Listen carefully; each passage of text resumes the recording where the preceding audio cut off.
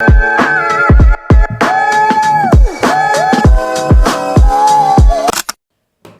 everyone, I hope I am audible and visible.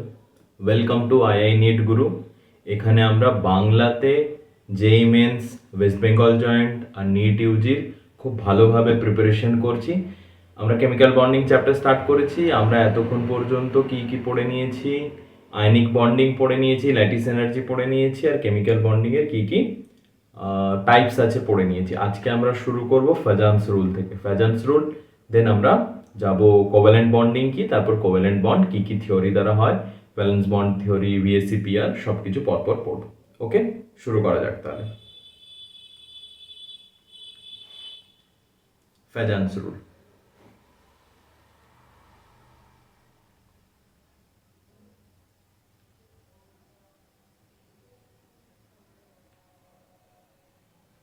Fajans রুলের ইম্পর্টেন্সটা কি? Fajans rule কি বলে?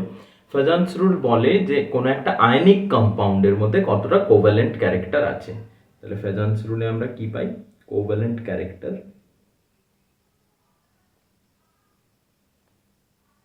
In ionic compound.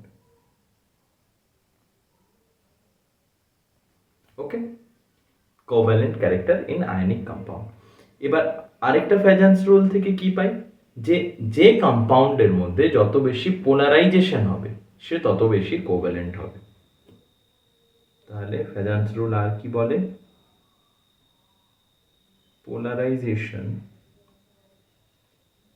Is directly proportional to covalent character. এবার polarisation কি? Polarisation মানে হচ্ছে যে কোনো একটা পজিটিভ আয়ন মানে ক্যাটায়ন একটা নেগেটিভ অ্যানায়নের যে ইলেকট্রন ক্লাউড আছে তাকে কতটা ডিস্টর্ট করছে। মানে আমি যদি ধরি যে এখানে একটা ক্যাটায়ন আছে, এখানে একটা অ্যানায়ন আছে, অবভিয়াসলি এই ক্যাটায়নটা কি করবে? এই অ্যানায়নের যে এটার ফার্স্টের স্ট্রাকচার দুটোর এরকম, অ্যানায়নের যে ইলেকট্রন ক্লাউড আছে ওকে অবশ্যই অ্যাট্রাক্ট করবে। অ্যাট্রাক্ট করার পর কি হবে? এটার স্ট্রাকচার কিছুটা এরকম হয়ে যাবে। তো এই যে ডিস্টরশনটা হলো, যার যত বেশি ডিস্টরশন হবে মানে যাকে যত বেশি পোলারাইজড করতে পারবে সে তত বেশি কোভ্যালেন্ট হবে। এবার এটা কিসের কিসের উপর ডিপেন্ড করে?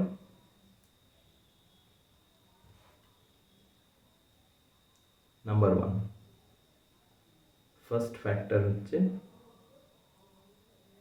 Size of cation.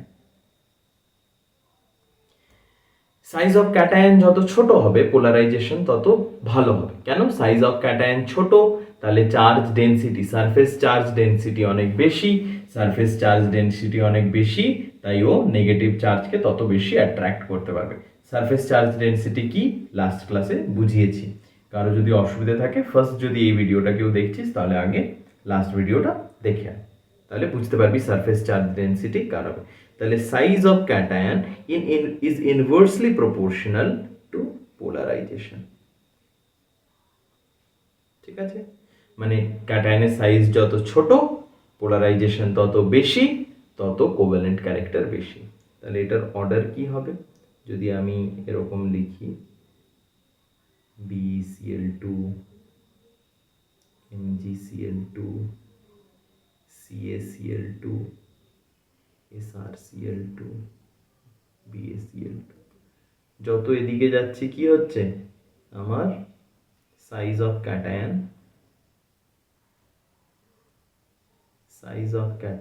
ইনক্রিজ হচ্ছে। সাইজ অফ ক্যাটায়ন যত ইনক্রিজ হচ্ছে তত কি হবে? আমার পোলারাইজেশন ডিক্রিজ হচ্ছে। পোলারাইজেশন ডিক্রিজ হচ্ছে মানে কি? আমার কোভ্যালেন্ট ক্যারেক্টারও ডিক্রিজ হচ্ছে। ক্লিয়ার? এবার next factor, size of anion.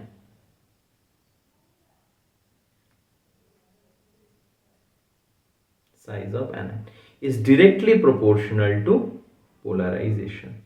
কেন? অ্যানায়ন যত বড় হবে তার ইলেকট্রন ক্লাউড তত বেশি হবে, আর যার ইলেকট্রন ক্লাউড যত বেশি হবে সেটা কি তত সহজে ডিস্টর্ট হয়ে যাবে। তাহলে polarisation is directly proportional to size of anion. এখানে যদি আমি একটা এক্সাম্পল নিই, LiF, LiCl, LiBr, Li, যত আমি এদিক থেকে এদিকে যাব সাইজ অফ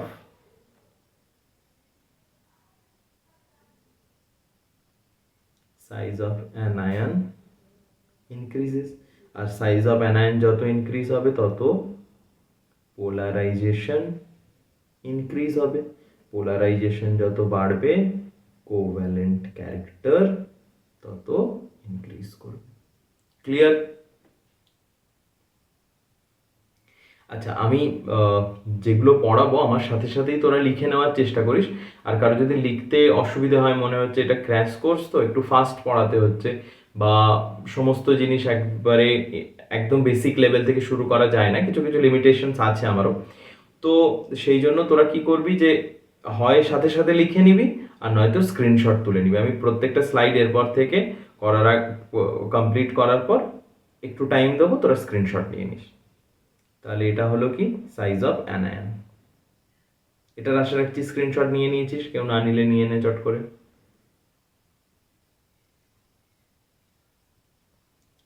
এরপরে চলে আসি third factor, charge of cation. Charge in cation, ক্যাটায়নের চার্জ যত বেশি থাকবে তত নেগেটিভ চার্জকে ভালোভাবে অ্যাট্রাক্ট করতে পারবে। তাহলে charge in cation is directly proportional to polarisation.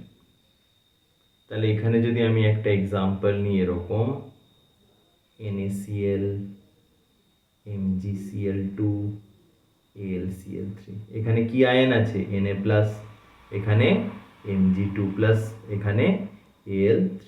যত এদিকে যাচ্ছে কি হবে? চার্জ কি হচ্ছে? চার্জ ইনক্রিজ করছে। চার্জ ইনক্রিজ করছে মানে আমার পোলারাইজেশন ইনক্রিজ করবে। পোলারাইজেশন ইনক্রিজ করছে মানে কোভ্যালেন্ট ক্যারেক্টার ইনক্রিজ করবে। স্ক্রিনশট নিয়ে নে।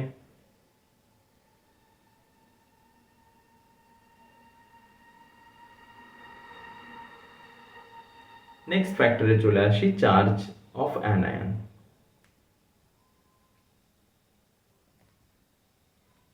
Charge of anion is directly proportional to polarization.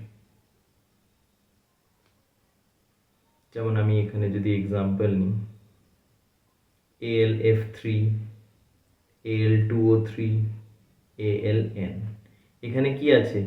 F-, এখানে কি আছে?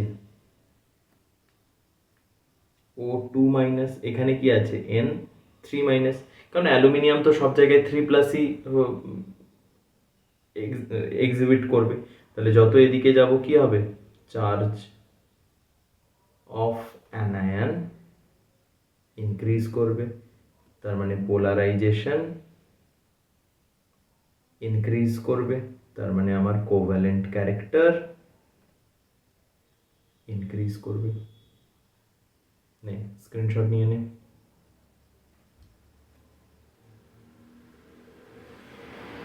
ঠিক আছে, লাস্ট অ্যান্ড ফাইনাল ফ্যাক্টর হচ্ছে সিউডো ইনার্ট গ্যাস কনফিগারেশন।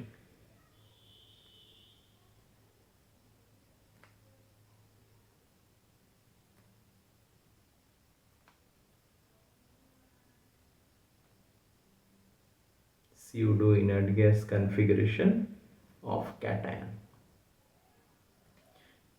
এটা কি করে?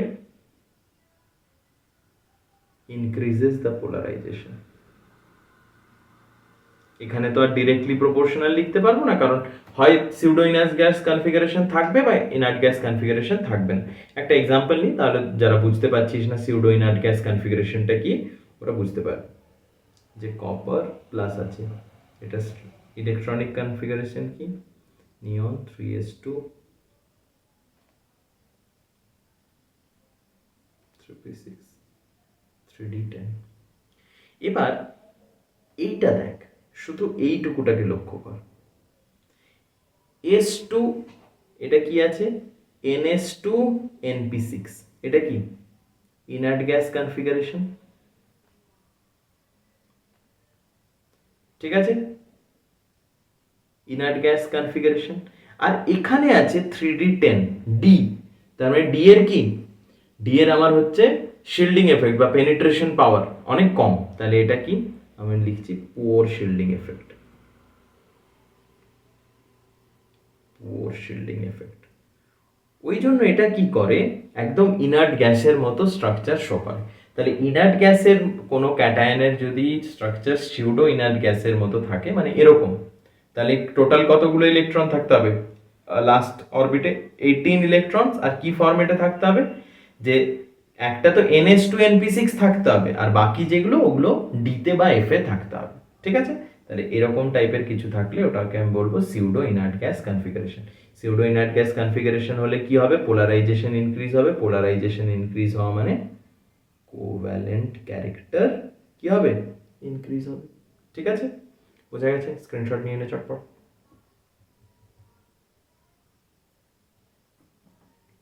এবার আমরা চলে আসি কোভ্যালেন্ট বন্ড।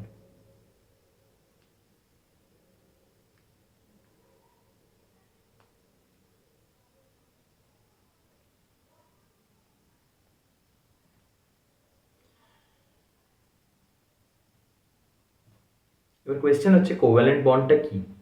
কোভ্যালেন্ট বন্ড হচ্ছে, আয়নিক বন্ডে কি হচ্ছিল, কমপ্লিট ইলেকট্রন ট্রান্সফার হচ্ছিল, তাই তো, এখান থেকে একটা ওখান থেকে একটা কমপ্লিট ইলেকট্রন ট্রান্সফার হচ্ছে। কিন্তু কোভ্যালেন্ট বন্ডে কি হবে, sharing of electron formed by mutual sharing of electron,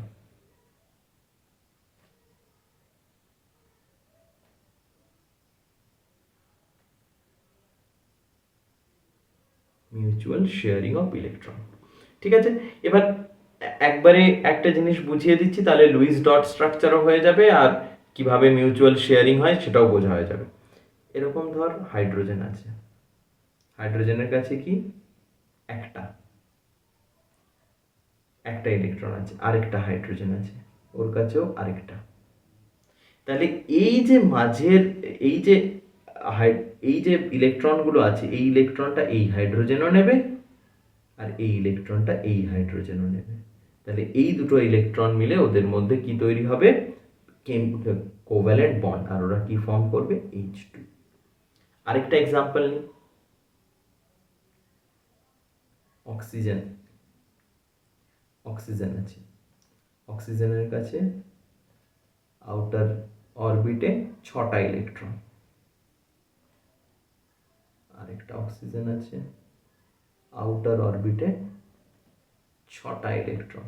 বাকি সব তো ঠিক আছে, এই যে মাঝের ইলেকট্রনগুলো এটা একে অপরের সাথে ওরা শেয়ার করলো, এটা এই ইলেকট্রনটা এও নিল। তাহলে এরা দুজন মিলে কি তৈরি করলো, এখানে সিঙ্গেল পেয়ার অফ ইলেকট্রন ওরা শেয়ার করছিল, তার মানে এইচ দুটো হাইড্রোজেনের মধ্যে সিঙ্গেল বন্ড। এখানে অক্সিজেন কি করছে, দুটো পেয়ার অফ ইলেকট্রন শেয়ার করছে, তাহলে ওরা O2 ফর্ম করছে, কিন্তু কিভাবে, ও ডাবল বন্ড ও, আর এখানে এইচ সিঙ্গেল বন্ড এইচ, ঠিক আছে। আরেকটা এক্সাম্পল নিয়ে নিই বুঝতে অসুবিধা থাকলে কার। নাইট্রোজেন আছে, নাইট্রোজেনের বাইরে কটা ইলেকট্রন থাকে, S2P1, ঠিক আছে, আর এদিকের যতগুলো আছে সেগুলো আলাদা। তাহলে ওর বাইরের ইলেকট্রনে বাইরের ইয়েতে 3টে ইলেকট্রন থাকে, তাহলে একটা লোন পেয়ার, আর বাইরে কটা, 3টে ফ্রি ইলেকট্রন, একটা লোন পেয়ার, বাইরে 3টে ফ্রি ইলেকট্রন। তাহলে এই 3টে ইলেকট্রন পেয়ারকে এই নাইট্রোজেনও শেয়ার করবে, 3টে ইলেকট্রন পেয়ারকে এই নাইট্রোজেনও শেয়ার করবে, দিয়ে ওরা কি তৈরি করলো, N2। স্ট্রাকচার কি হবে, ট্রিপল বন্ড, কারণ 3টে পেয়ার অফ ইলেকট্রন ওরা শেয়ার করছে। এটাই হয়ে গেল লুইস ডট স্ট্রাকচার, এলেও এইভাবেই ড্র করতে হবে, আর বোঝার জন্য যে কিভাবে ওরা শেয়ার করে বন্ড বানাচ্ছে, এটাই হচ্ছে আমার কোভ্যালেন্ট বন্ড, এভাবেই তৈরি হয়। স্ক্রিনশট নিয়ে নে। আর কটা ইলেকট্রন কে শেয়ার করছে ওটাকে বলে কোভ্যালেন্সি। কোভ্যালেন্সি কি,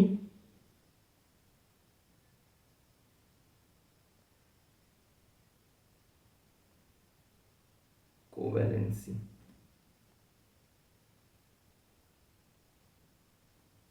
the number of electrons contributed by an atom. ঠিক আছে, মানে এখানে নাইট্রোজেনের কোভ্যালেন্সি কত, এক একটা নাইট্রোজেন কতগুলো করে ইলেকট্রন শেয়ার করছে, এক একটা নাইট্রোজেন 3টে করে ইলেকট্রন শেয়ার করছে, তো নাইট্রোজেনের কোভ্যালেন্সি কত 3। অক্সিজেন কটা করে ইলেকট্রন শেয়ার করছে, 2টো করে ইলেকট্রন শেয়ার করছে, অক্সিজেনের কোভ্যালেন্সি কত 2। হাইড্রোজেন কটা করে ইলেকট্রন শেয়ার করছে, একটা হাইড্রোজেন একটাই ইলেকট্রন শেয়ার করছে, তাহলে হাইড্রোজেনের কোভ্যালেন্সি কত 1। বাস, ক্লিয়ার হলো। এবার নেক্সট চলে আসছি ক্যারেক্টারিস্টিক্স অফ কোভ্যালেন্ট কম্পাউন্ড।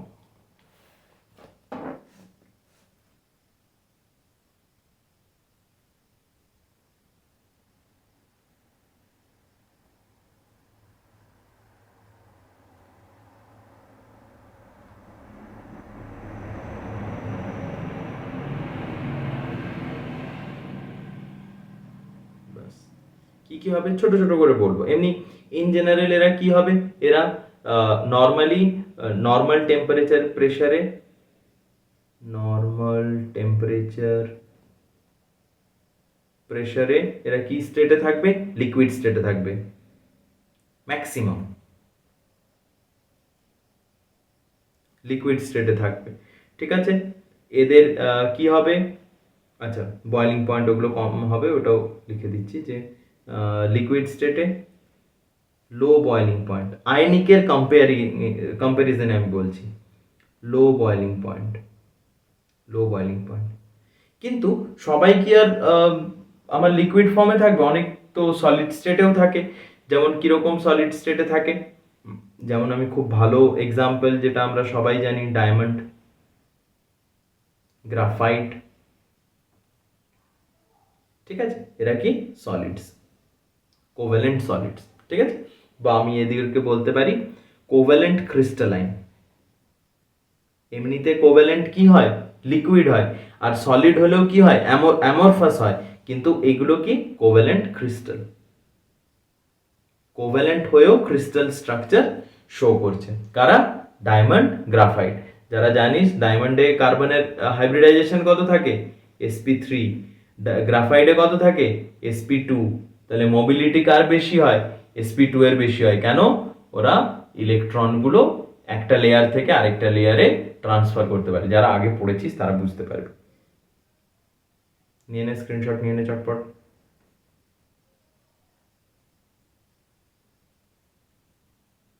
হয়ে গেছে, এগোচ্ছি। নেক্সট ফিজিক্যাল প্রপার্টি কি হবে, নেক্সট ফিজিক্যাল প্রপার্টি এদের বয়লিং পয়েন্ট কম হয়। আচ্ছা, ইলেকট্রিক্যাল কন্ডাক্টিভিটি কত হলো, দুটো, ইলেকট্রিক্যাল কন্ডাক্টিভিটি,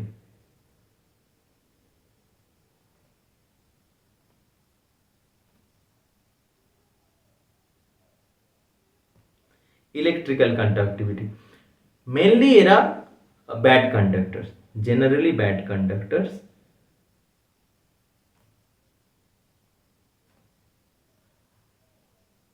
ব্যাড কন্ডাক্টরস। কিন্তু কিছু কিছু, যেমন কিছু যদি পোলার এলিমেন্ট থাকে বা পোলার কম্পাউন্ড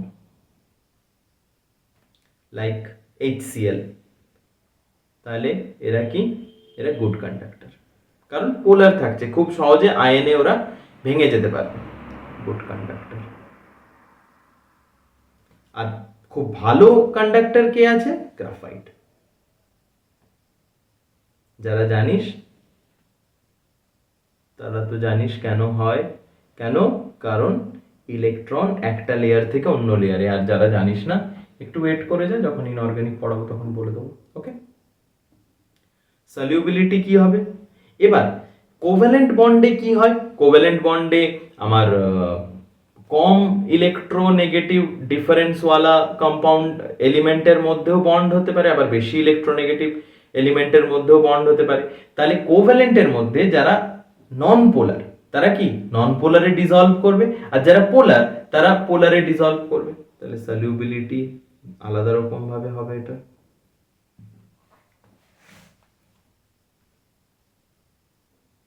সলিউবিলিটি, একটা যারা কি নন পোলার, মানে ইলেকট্রোনেগেটিভিটি ডিফারেন্স কম যাদের, নন পোলার কম্পাউন্ড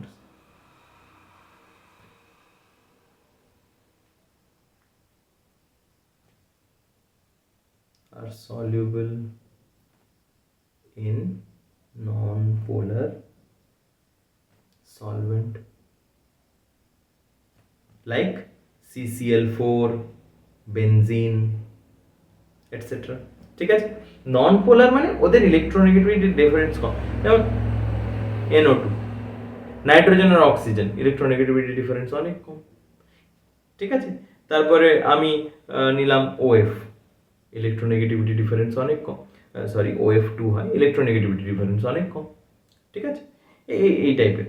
কিন্তু যেগুলো পোলার কম্পাউন্ডস হবে,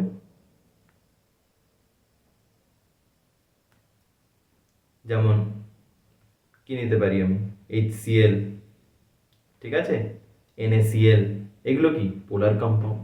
আচ্ছা, NaCl তো আয়নিক হয়ে যায়।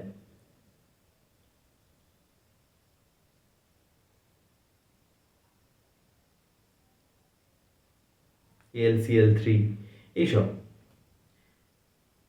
পোলার compounds soluble in polar solvent, যেমন ওয়াটার, CHCl3, এগুলোতে। তাহলে এই হয়ে গেল আমার সলিউবিলিটি। আরেকটা জিনিস এরা শো করে, সেটা হচ্ছে জাস্ট একটা পয়েন্ট লিখে রেখে দিচ্ছি, আইসোমেরিজম। এরা আইসোমার্স শো করতে পারে, আয়নিক কম্পাউন্ড কিন্তু আইসোমার শো করে না, কোভ্যালেন্ট করে। ঠিক আছে, এবার আসছে যে কোভ্যালেন্ট বন্ড তৈরি হচ্ছে কিভাবে।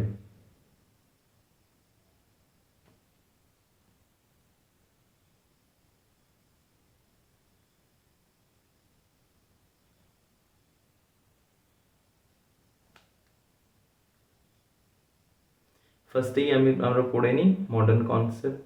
আচ্ছা, অত লেখার দরকার নেই, একবারে direct balance bond theory.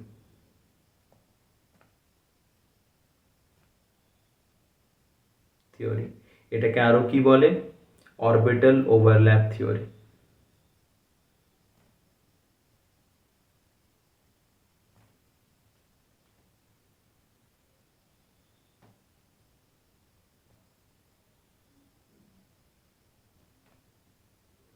Orbital overlap theory, এখানে কি হয় খুব ইজিলি তোরা বুঝতে পারবি যে অরবিটাল ওভারল্যাপ করে এখানে আমার ইলেকট্রন, মানে অরবিট ওভারল্যাপ করে এখানে বন্ড তৈরি হচ্ছে। যেমন আমি একটা হাইড্রোজেন নিলাম, এইদিকে ঘুরছে, এই হাইড্রোজেনটা 1s1, আরেকটা হাইড্রোজেন নিলাম যার ইলেকট্রনটা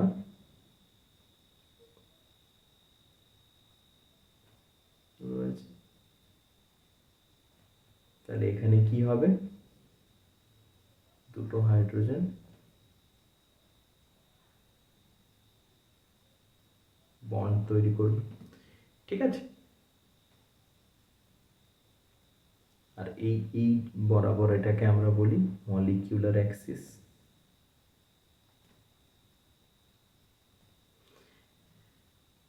ঠিক আছে, এবার নেক্সট পয়েন্ট হচ্ছে extend of overlapping. Extend of overlapping কার মধ্যে সবচেয়ে ভালো হবে, কার মধ্যে খারাপ হবে? সবচেয়ে ভালো ওভারল্যাপিং হবে পি অরবিটাল অ্যান্ড পি অরবিটালের মধ্যে।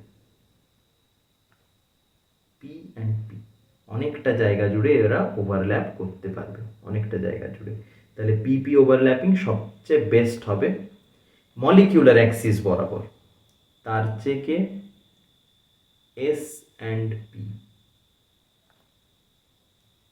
তার চেয়ে সবচেয়ে খারাপ কার মধ্যে হবে? S and S, S and S. কেন কি? এগুলো রেগুলার ক্লাসে, এগুলোর জন্য এই নাম্বারে তোরা জয়েন কর। আমাদের রেগুলার ক্লাসেস শুরু হতে চলেছে, ওই রেগুলার ক্লাসেসে তোরা আয়, ইন ডিটেলে সব কিছু পড়াবো।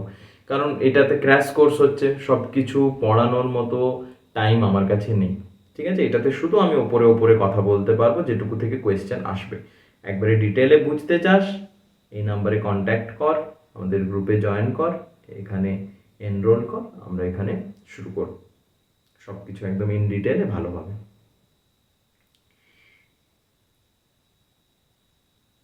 নেক্সট, এবার কখন সিগমা বন্ড হবে আর কখন পাই বন্ড হবে? যখন আমার ওভারল্যাপিংটা, এই ওভারল্যাপিংটা মলিকিউলার অ্যাক্সিসে হবে তখন সিগমা বন্ড। সিগমা বন্ড কখন হবে? যখন ওভারল্যাপিং ইন মলিকিউলার